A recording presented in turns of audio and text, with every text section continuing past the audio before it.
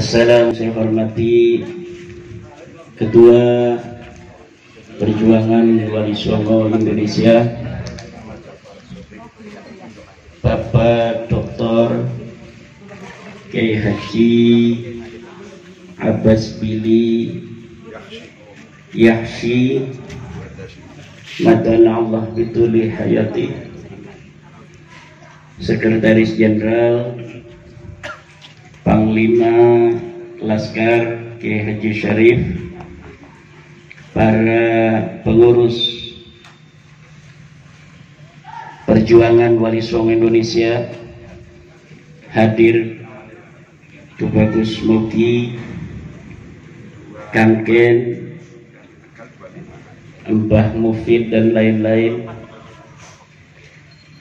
para pengurus PWI. Alhamdulillah pada kesempatan hari ini kita semua dapat hadir di tengah suasana hiruk pikuk perhitungan pemilihan presiden. Ini adalah suatu prestasi bagi bangsa Indonesia, di mana bangsa Indonesia telah mampu melewati pesta rakyat dengan aman dan sentosa. Rasanya ini adalah pemilu yang paling damai pasca reformasi. Apakah di situ ada kaitan dengan perjuangan Wali Songo Indonesia? Mungkin saja ada hubungannya. Yang jelas memang perjuangan Wali Songo Indonesia terbentuk atas semangat kebangsaan, atas semangat kenegaraan, atas semangat ukhuwah, atas semangat persaudaraan, atas semangat mencintai bangsa, mencintai negara, mencintai warisan Nusantara. Wabil khusus di dalamnya adalah mencintai dari warisan Islam di Nusantara yang dibawa oleh Wali Songo.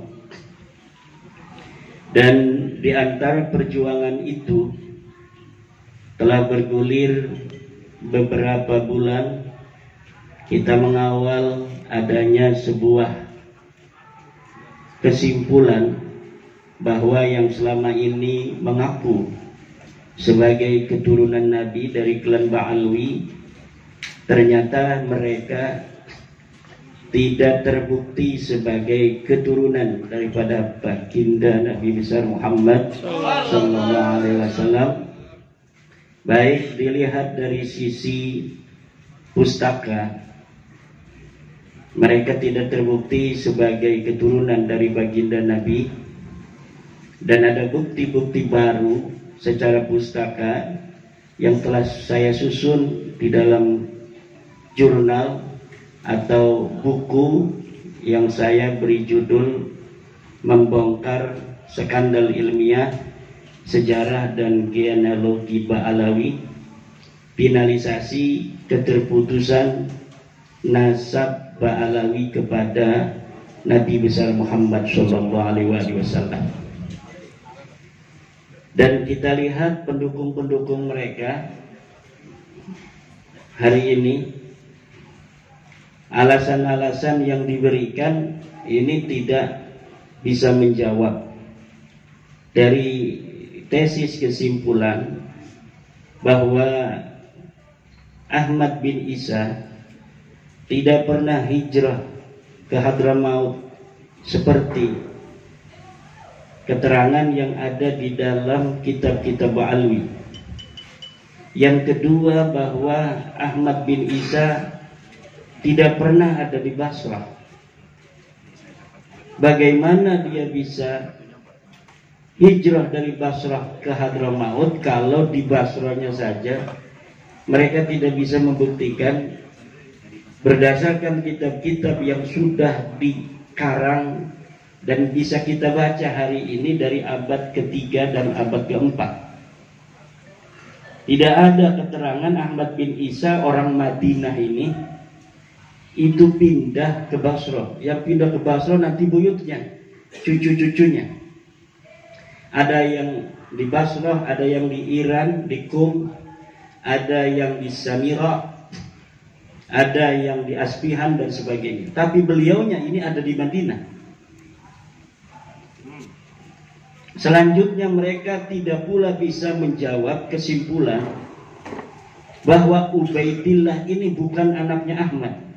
Berdasarkan kitab-kitab yang sudah saya sampaikan di dalam buku-buku saya, bahwa Ahmad bin Isa, keturunan Nabi asli ini, tidak mempunyai anak namanya Ubaidillah. Berdasarkan kitab-kitab yang bisa kita baca di dalam abad ke-5, ke-6, ke-7, ke-8 dan ke-9. Baru pengakuan itu ada di 895 Hijriah ketika mereka membuat sebuah kitab yang namanya Al-Burqatul Musyiqqah. Dan kesimpulan itu pun sangat problematik ketika pada mulanya telah terbukti nasab mereka ini sama dengan Bani Ahdal. Jadi mereka nasabnya sama dengan Bani Ahdal karena saudara sepupu. Kakeknya satu namanya Ubed. Bani Ahdal namanya Ubed, kakeknya. Ba'alwi ini juga kakeknya namanya Ubed. Tapi hari ini dua bersaudara, Ubed ini nasabnya masing-masing. Ini Ba'alwi nasabnya ke Ubed bin Isa bin Ahmad, Ubed bin Ahmad bin Isa bin Muhammad bin Ali bin Ja'far. Nah, kalau Bani Ahdal saudaranya ini sekarang nasabnya Sulaiman bin Ubed bin Isa bin Alwi bin Himham bin Aon bin Musa Kadim bin Ja'far Shadiq. Bagaimana orang yang dulunya bersaudara hari ini nasabnya yang satu ke barat, nah yang satu ke timur. Ini para Ba'lawi tidak bisa menjawab ini. Pendukungnya kayak Ustadz Isdud Romli ini bicara tentang kitab-kitab yang ada di abad 10. Katanya ulama sudah mencatat, ulama Ibnu Hajar, ulama yang namanya As-Sakhawi, yang namanya Yusuf An-Nabhani. Ulama itu tidak maksum, bos. Ulama itu bisa menerima sebuah informasi yang salah. Gak ada ulama itu maksum dari menerima informasi yang salah. Kadang-kadang informasi dari istrinya saja salah. Beliau yakini informasinya benar karena yang memberitahu adalah istrinya, ternyata informasinya salah. Apalagi dari suami. Apalagi informasi istri dari suami. Itu lebih sering salahnya itu. Karena suami sering bohong. Oh, saya. Karena ada sebuah keterangan bohongnya suami pada istrinya untuk kemaslahatan istri itu dibolehkan. Tepuk tangan dulu. Setuju? Takbir. Hidup istri, hidup istri. Sorry, nomor HP-nya 2. Begini aja kita ini dengan para ustadz-ustadz dari NUGL itu yang membela Ba'alwi mati-matian. Kita pakainya logika. Kalau pakai dalil kayaknya mereka ini tidak bisa menerima dalil. Qad tabayyana rusdu minal ghai. Hari ini sudah jelas yang benar mana, yang sesat mana. Sudah jelas. Dalil itu bagi mereka orang yang khatamallahu ala qulubihim wa ala sam'ihim itu sudah susah. Pakainya logika aja. Logika ini tidak mesti orang yang suka belajar, nggak mesti orang yang dia itu lulusan pesantren, Gak mesti dia ini adalah seorang sarjana. Yang namanya manusia pasti punya logika kebenaran. Misalnya begini, seorang yang namanya Bahlawi punya ayah namanya Samlawi, betul nggak?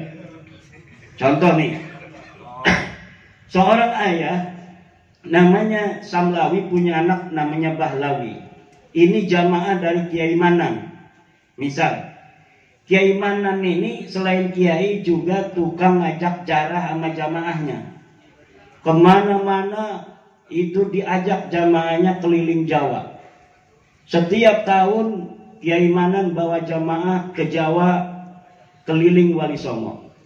Dari mulai tahun 90 sampai 2024. Di tahun 2024 Kiai Manan cerita lagi begini sama jamaahnya. Dulu ingat enggak? Waktu tahun 2000 kita sama-sama jarah keliling Wali Songo. Kita pernah mampir di Mbah Khalil Bangkalan. Ketika kita jarah hujan gede. Rasanya katanya Mang Bahlawi juga ikut itu. Sama bapaknya Samlawi. Kata kiai itu. Nah ternyata sebenarnya Kiai Manan ini lupa. Kalau Mang Samlawi tahun 1999 sudah wafat. Memang sebelumnya Kiai Samlawi tiap tahun pergi ziarah itu, Mang Samlawi ini selalu ikut. Tapi tahun 99 beliau wafat, ketika tahun 2000 Kiai ini ziarah, tahun 2024 Kiai ini cerita seakan-akan dalam memori dia Mang Samlawi ini masih hidup. Lalu di dalam makam itu ada nisan, mereknya juga nisannya Samlawi, wafat 1999. Kira-kira ketika kiai besar ini yang namanya Kiai Manan bercerita karena dia lupa bahwa Mang Samlawi sudah wafat 1999, ketika dia cerita bahwa ketika tahun 2000 dia jarah ke Mbah Khalil hujan itu, Mang Samlawi ini ikut. Kira-kira walaupun itu yang ngomong kiai, berita itu benar apa salah? Salah. Bagaimana kalau misalnya yang tahu itu, yang Mang Bahlawi ini kan hadir tuh. Dia diam aja. Karena menghormati lagi ceramah kiai kan. Kiai lagi memberikan sebuah pencerahan kepada para jamaah. Dia diam aja. Walaupun dia tahu bahwa salah kiai itu, bahwa tahun 2000 itu bapak saya sudah wafat. Akhirnya yang dengar itu, yang lain itu pulang ke rumah, cerita juga kepada anaknya. Goodbye.